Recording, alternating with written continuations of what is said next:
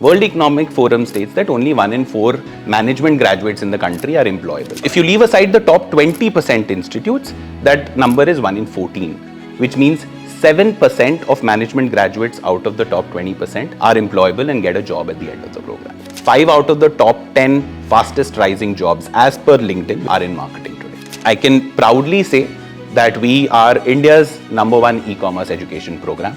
We are Amazon's only knowledge partners in India. Welcome to the Indian Silicon Valley podcast. I'm your host Jivraj, and today I'm at the Altera Institute of Management sitting with Aalekh Tripathi, the co-founder of DigiAccel and AIM.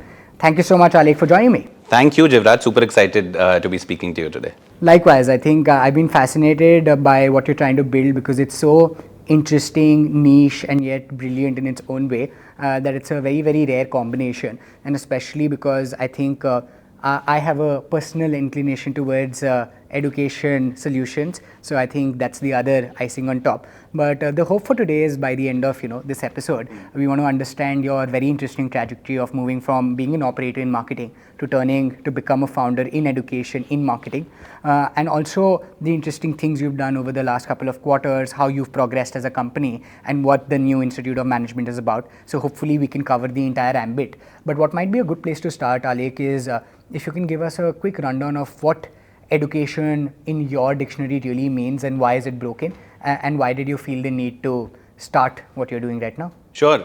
Super. It's interesting that you mentioned that education is something that you feel passionate about, because the more people we speak to, we realize that that's a common theme. A lot of us, because we've gone through the education system and has had a massive impact on us feel that way.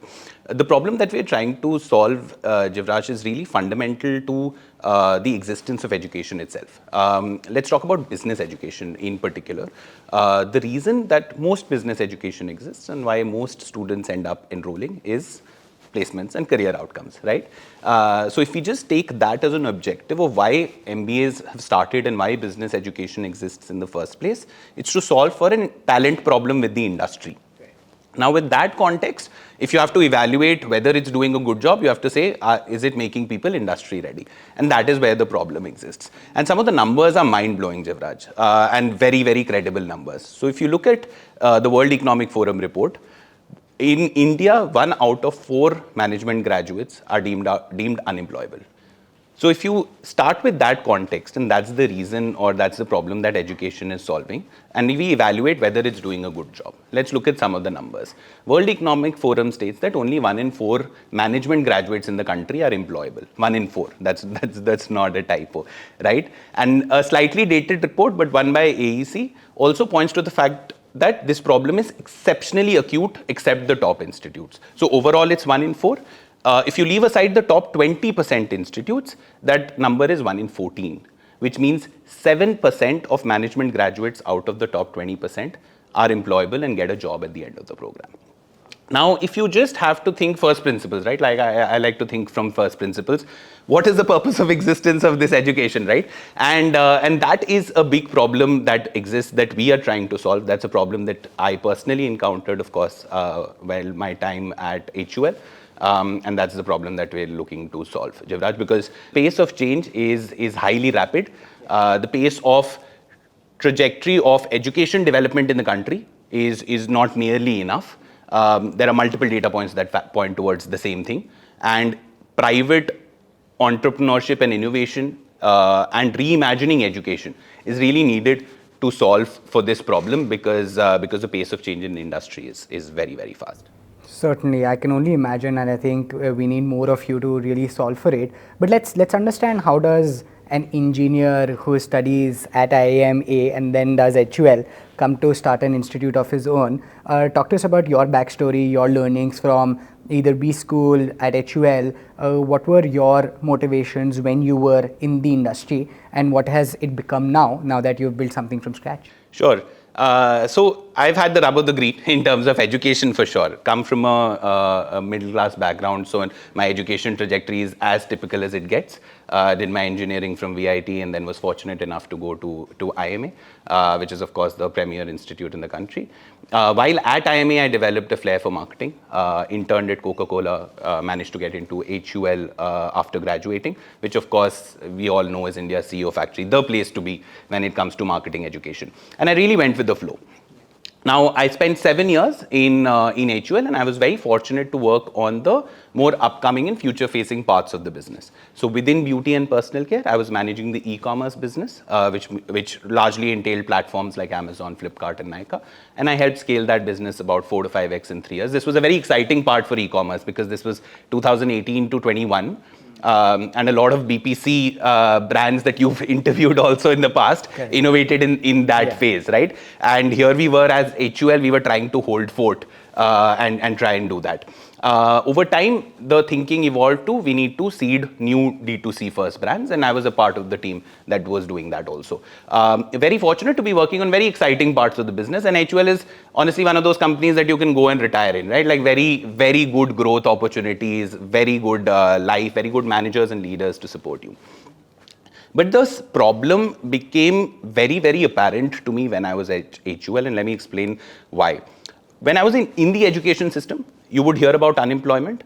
You always used to think that it's a job supply problem because that was this abstract concept saying, is government doing enough? Is there enough entrepreneurship? That's what you would read in the news, and at least that's what I interpreted it as. When I was at HUL, here I was in this company which was at the pinnacle of what marketing careers look like. I was working in teams that were doing super exciting work, and we were unable to find talent. And I asked around, I asked my colleagues, my batchmates who were in different roles, any of the new digital facing roles, all of them had a talent problem. And that made me realize that this is not a one-sided problem of job supplies, but it's a two-sided problem of talent supply as well. And I've always been passionate about education and the impact that I can personally drive.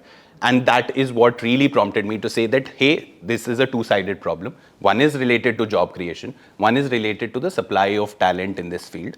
Having gone through the best that this country has to offer in terms of the traditional education system, and having worked in a company that is known for building talent, can I play my part and contribute to this space? And personally, Jivraj, I was working in beauty and personal care. It's intellectually very stimulating, but it got to a point wherein I was beginning to question the impact that I'm creating on the world. And I wanted to help people elevate in their marketing careers. And I saw this big problem and an opportunity to build in this space. Lovely. I think purpose-driven endeavors always lead to hopefully success, and this is what it's going to be. If I had to double click, a lot of people talk about or think of IMA or HUL as institutions that they would dream of going to. Sure. Having been in both, if you had to reflect on some of your most important learnings, either from B-School or from HUL, what would that be? That's a great question. Honestly, both of them have been transformational experiences, but in different ways. And that's in fact one of the things that led to the insight to create AIM after HUL, right? IMA was really rigorous, and anybody who's graduated will tell you that first year at PGP is the most difficult time in your life. You feel that getting into IMA is tough, getting out is way, way tougher. Lots of sleepless nights, lots of clueless sessions of groups, discussions and assignments that you're trying to get at. But if you just reflect on how much functionally you use when you go to the job, and this is not a reflection on a particular institute, but it's a total reflection on the overall education system and the MBA in particular. Because what is the MBA? The MBA is a horizontal program, right? So it teaches you a bit of strategy, a bit of finance, a bit of marketing, a bit of HR. Sure, you can have specializations, but by and large, 60 to 70% of the program is fairly standard and fairly horizontal. When you go to the job, that is, you go into a vertical field. Right? So you go into sales and marketing. Within that, you typically go into a trajectory of doing offline sales or brand building or e-commerce and D2C. And any B-School grad, you speak to any leader in the company and you ask them, do you think that B-School grad from X institute is equipped to do this job? And fill in the blanks. Replace any institute, replace any job at a company that is not theoretical in nature, 90% of the jobs are not, the answer is going to be a no. You speak to a sales leader and say, here, I'm giving you a student from XYZ top tier institute. Do you think that he or she will be able to calculate margin and MRP and TUR and GSV and turnover, basic math, because this person has done a corporate finance course, a business finance course, a sales and distribution course? The answer is going to be no. And this is something that we've taken for granted. As a system, we've taken for granted.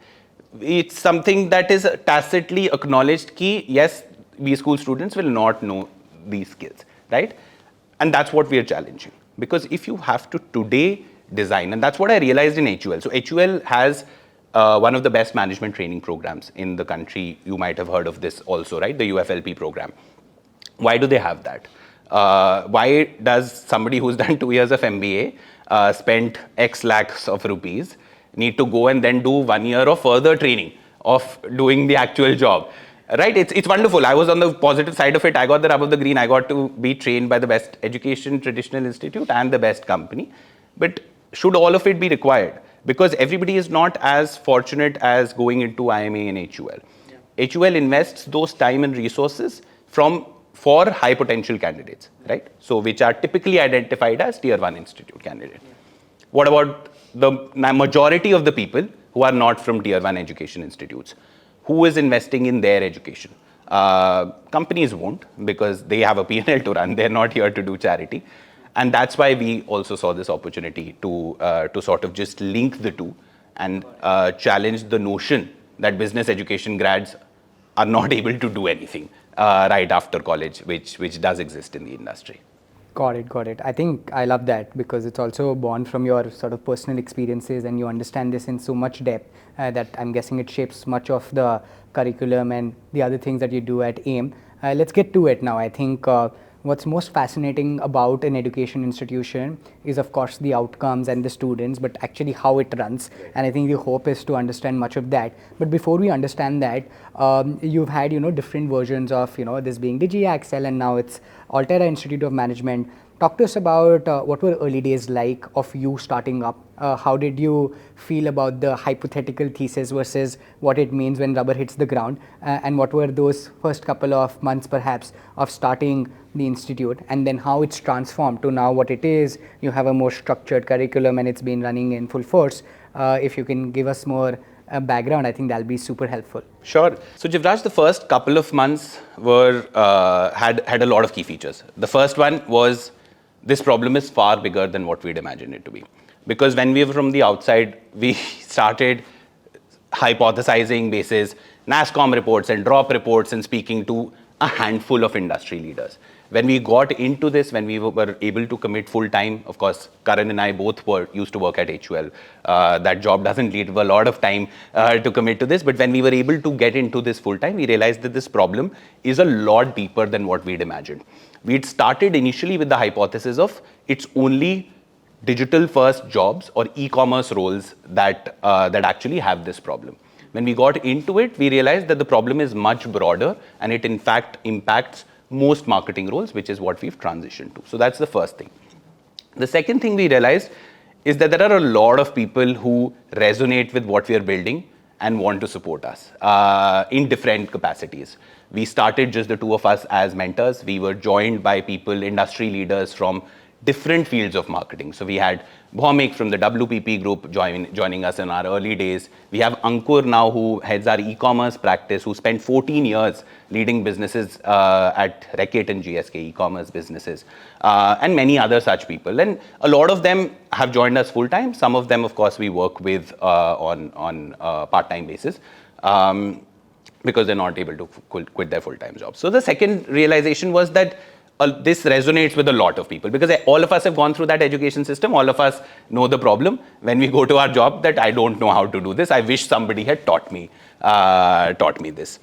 And the third thing, which I think is not unique to us at all, is we realized how difficult it's going to be. Coming from a very structured environment with a lot of support system resources to having to do a lot on your own, it was a very, very humbling experience.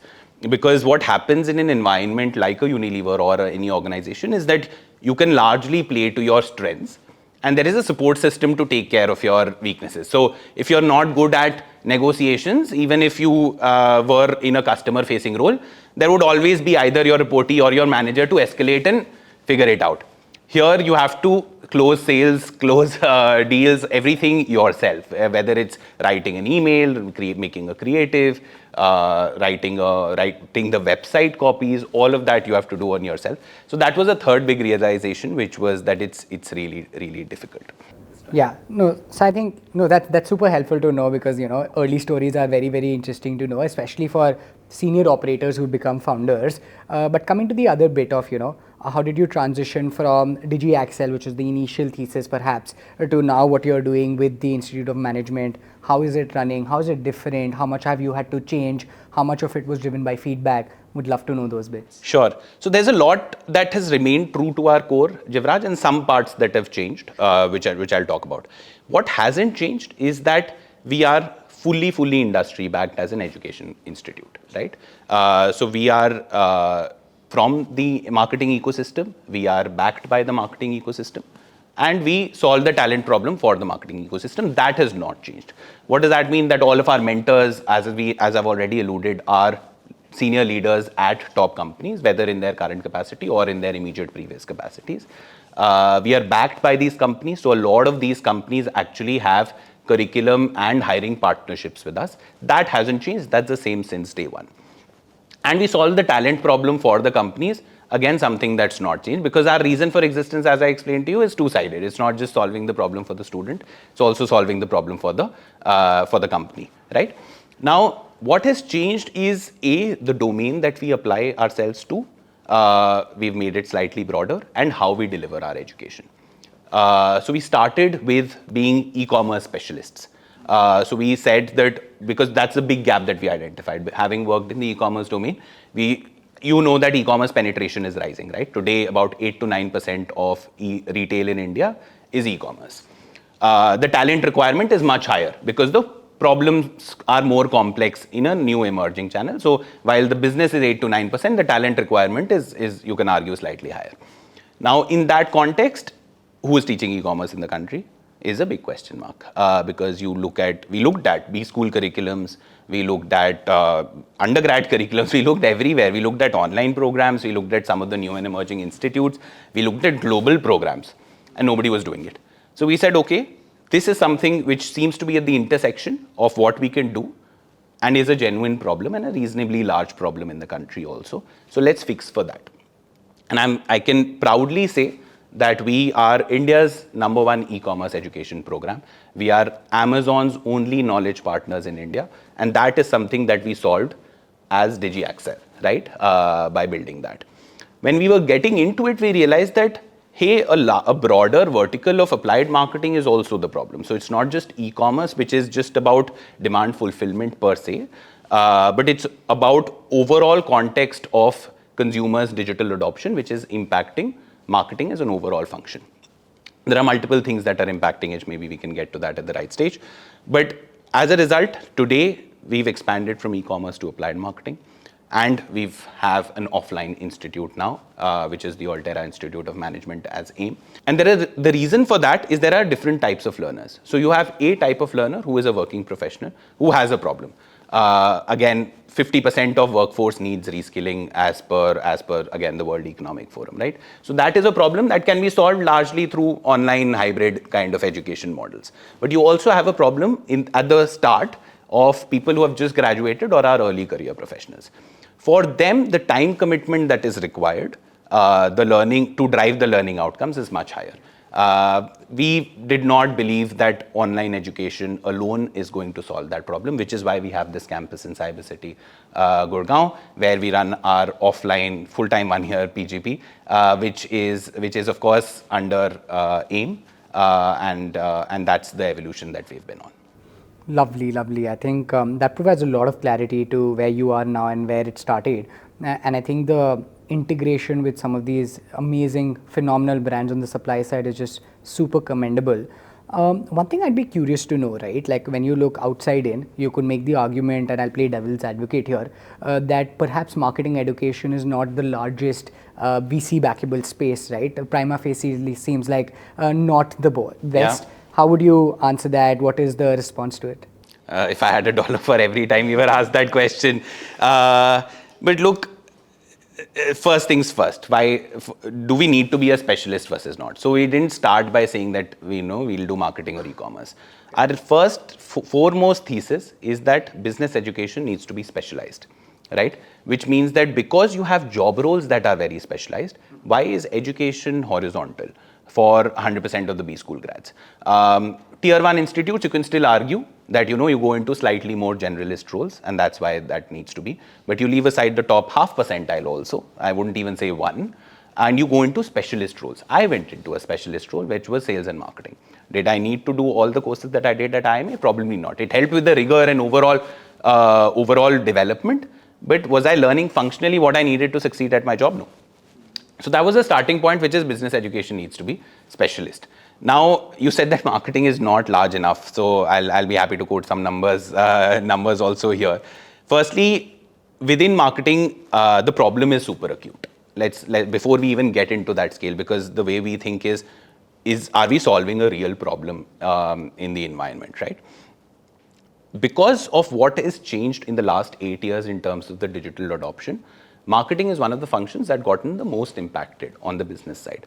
Couple of trends, right? First is, of course, the smartphone adoption, not just in terms of penetration, but in terms of the time that people are spending. So today, about 60% of India has smartphones using for an average of 5 hours a day, right? That's more than 300 crore eyeball hours on phone screens, which is consumer attention daily.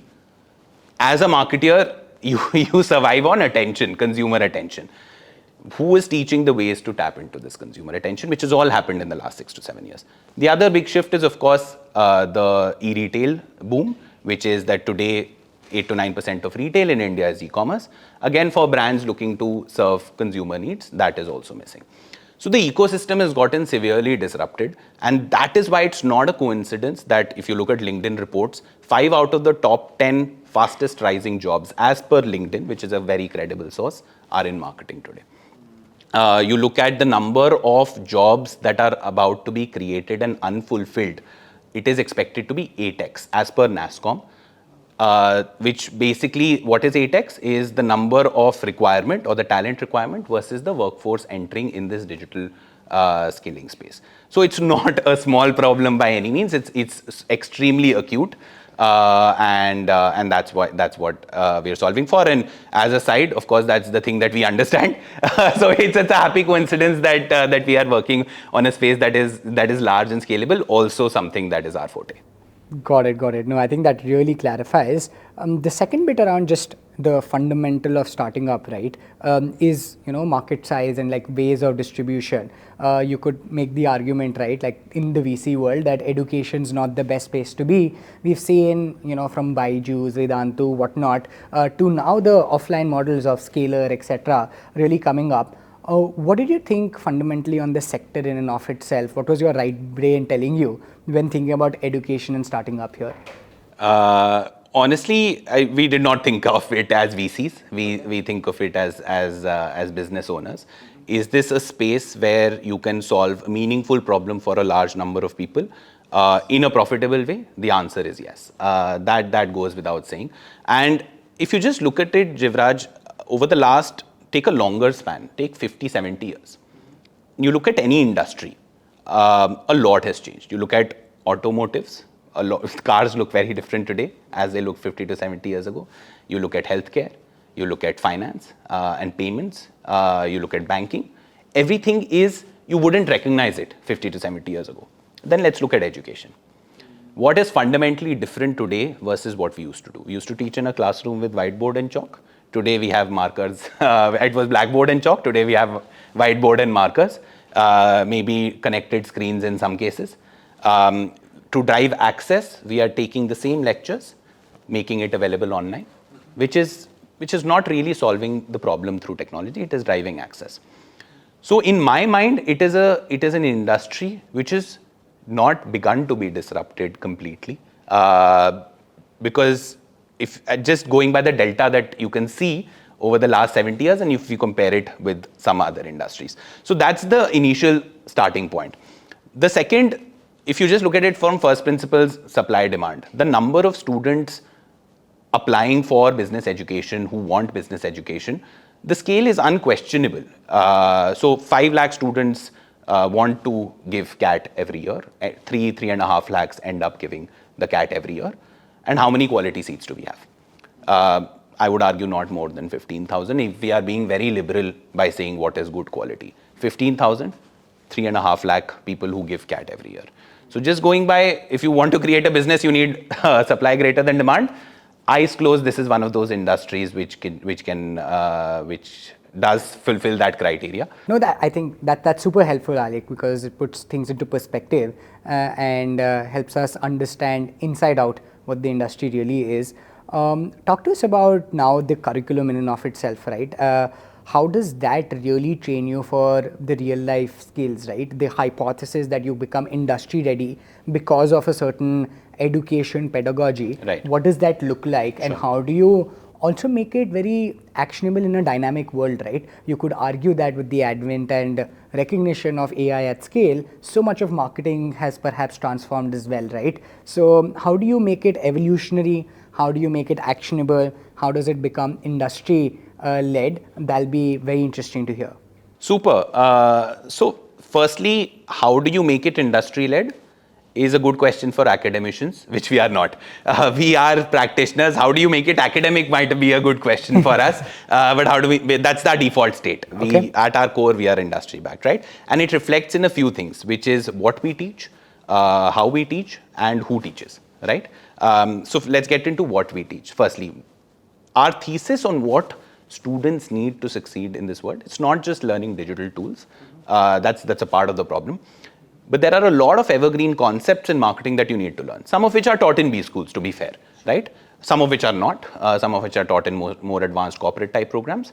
But you need that base of things that don't change in marketing in terms of brand building, in terms of how financials run. Then you build a layer of digital context on top of it. So that's scaffolded. So you need a base, and then you need to marry that with digital context, and then think about, okay, now which of these evergreen concepts do I need to question and rethink of? Something which is happening in companies day in, day out, but the education system is a bit not privy to that, and therefore the students are not privy to that. So that's the first part, which is in terms of what we teach.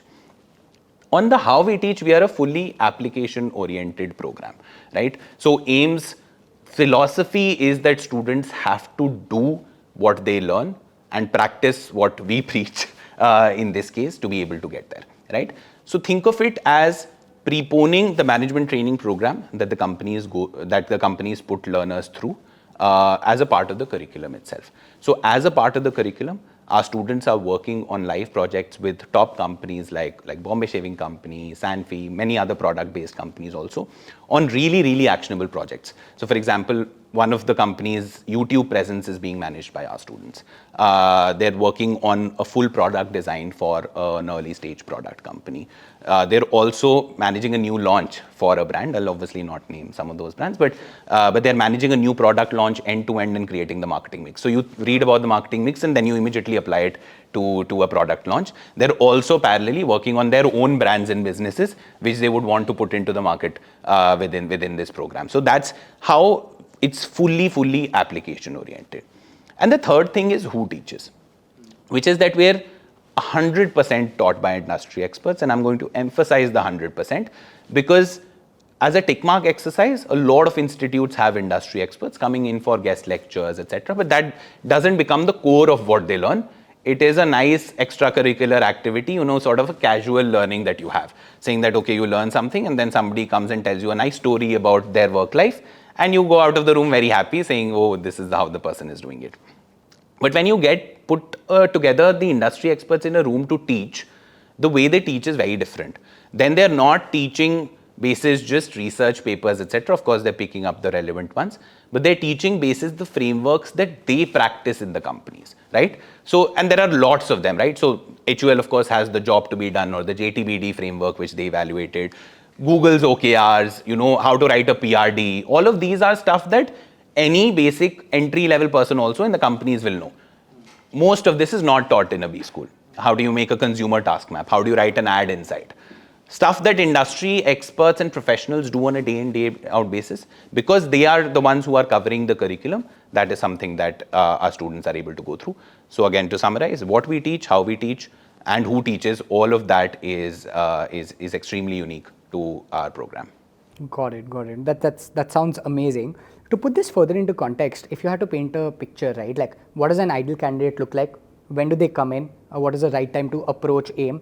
What do they do when they are here? And what can they expect by the end of the cohort, considering that there are these, backward integrations and exclusive partnerships that you have with the industry? What is that cycle like, if you had to give us a hypothetical picture? Sure. So, the ideal student for our PGP program, and I'm going to limit the answer to this to the PGP offline program, is somebody who's either just graduated or has 2 to 4 years, 0 to 4 years, or has 0 to 4 years of work experience in a field that could be related to marketing or could not be related to marketing. So an early career professional looking to make a dent in the world of marketing, e-commerce, product marketing, and related fields. What they need when they come in is the ability to think critically and apply first principle thinking. And I'll explain what I mean by that. Is why that is super important is because when industry professionals come and talk about frameworks and how they've practiced, there are a lot of nuances, right? You understand this. When you're working, everything is nuanced. When you're learning things in theory, there are no star marks. Yeah, this is the framework, you will apply, your job will get done, great. But when you're actually applying it, you realize that it's very, very nuanced. To be able to appreciate that, to be able to question the mentors, and to be able to apply that in practice, as we've said, you need the ability to think critically. So that's one of the first and foremost things that we check, apart from, of course, proven history of academic rigor. Not anything else but rigor, because we have a super intense program. 12-hour days in campus is pretty standard, in addition to what you have to go back home and do, and back to your hostels and do, right? So that's the number one thing. When they start with the program, they start learning a wide variety of skills and topics. So you start with both offline GTM, offline traditional media management, marketing management, advertising management, business finance, business communications. There's so much to do, right? One of the key features that differentiates our curriculum, which is why academic rigor becomes super important, is that typically in a program, what happens is that when term ends, you give exam and you wrap it up. You almost pack the book away or give it to the raddiwala, right? In our case, the next term is going to have a topic which is going to build upon this, because that is how you build depth, right? So you learn basics of media management, then you learn offline channels, then you learn digital channels, then you learn e-retail media, and then you build it up with playbooks on saying how do you launch a new product on Amazon. To be able to do that, you need this. So it's like a pyramid that keeps getting built, which if the base is not strong, you will struggle. So the first term is super intense, and students normally do come under pressure. A lot of them have been able to cope with it, I would say, and they're very appreciative of the curriculum that we have and the rigor that we put them through. Now, when they're doing that, the second thing that we expect, as in a job, is ownership. So first is the ability to think critically. The second is ownership. Because we provide a lot of opportunities for the students to work with companies on live projects, to build a brand of their own and have guidance, to learn something that we are not even covering, saying that, I've learned about this new AI tool that I want to bring up. Maybe that's just emerged in the last week, and maybe our mentors have not spoken about it. That's something that we can incorporate, and we encourage them to start playing around with it, use it, apply it in a business context. And the third thing is not to buckle under pressure, because the idea is to make this program like a mini version or a mini induction into the corporate world. We all know the corporate world is a very, very high pressure environment. We try and replicate a lot of that here, and a very important facet of our program is that they shouldn't buckle under pressure. Postgraduate education is also one of those times, I'm sure you'll relate, Jivraj, is the first time when you start taking control of things. Till undergrad, you're going with the flow. what is the teacher coming and teaching? It's their responsibility, it's not my responsibility. Here is when you have to take ownership, and with that comes a lot of pressure that our students shouldn't buckle under. And that is when they are able to make the most of the opportunities, which I'm happy to say that our first batch is doing right now. Lovely. And that's wonderful to hear. I think clarifies much of what the experience will be like, because outside in, again, it can seem like what are these general words, industry led, execution first, but to understand and get more context just helps us deep dive. To bring this to a close, right, like if you can give us a flavor of what the perhaps industry side of things looks like, these strong partnerships with Amazon, HUL, what has the response and NPS been on that front? What has the interactions been? And this assures outcome in a way, right, which is one of the core components of education. All things aside, a student will only come if you can assure outcomes, right? How does this piece of the pie fit in for you as a business? Will be very interesting to know. Sure. When it comes to outcomes, Jivraj, what is the key focus for AIM is on the quality of jobs, right? And let me just explain this in the context of marketing careers. Is you have a skills hierarchy, right? So there are skills which are more commoditized, which is stuff like ORM, managing social media, running ad campaigns, growth analytics, etc., which is a lot of buzzwords. But these skills are reasonably commoditized. They have a ceiling to the value that they can add to the organization, and that's why they have a ceiling to how much you can grow. Then you have higher order skills which have more leverage, right? So these are skills where if you do a great job, the business can have a lot of leverage. This is content strategy, brand building, managing the P&L for a brand, growth marketing across funnels, etc. Which are these high leverage skills is what enables you to get high quality jobs. Right? And that's with the companies like MNC companies that we partner with, also some great startups that we partner with. Now, this is something that we hold very close to us, and we try and ensure that the students understand this, because marketing is very misunderstood. When it comes to job outcomes, you go to a UG student even in the final year and you ask them, what does a marketing job look like? They'll say making ad.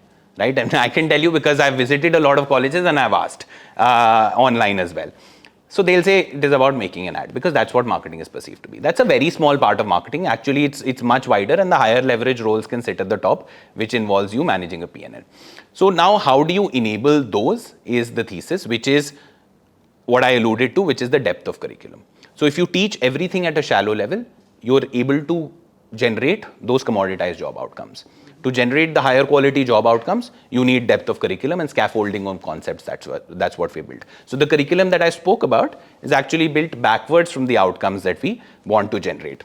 And when it comes to the company partnerships, look, I already said we are from the marketing ecosystem, we are backed by them, and we finally are solving as big a problem for them as we are in the students' lives. Awesome. Thank you so much. I think that really brings everything to a close. We've understood the supply side of the business. We've understood the pedagogy. We've understood how you got started, how you look at the market, and also why you started to begin with. To bring this to a perfect close, and I try to come up with interesting ends, but it's always difficult. But perhaps the best thing we could do is understand your personal motivation that keeps you going at this point. What do you think before you come to campus, as somebody who's also training students yourself, somebody who's also building the institute in and of itself, and then what the long-term vision looks like? I think that will just, from a founder lens, help us develop a lot of empathy towards what you're doing and the amazing work that's happening here. So I think that'll be a fitting end. Sure. No, that's a great question. I ask myself that a lot, which is because obviously there are tough days when you have to find the motivation on why you're doing it. And the why is very clear, Jivraj, which is, and it's linked to our mission. So both the questions have the same answer, which is that we want to build the gold standard of marketing education in the country, right? To do that is something that would give me a lot of pride, that would add a lot of value to the lives of our students and our future students. That's something that needs a lot of rigor at our end, a lot of planning, a lot of execution. And that is something that keeps us going.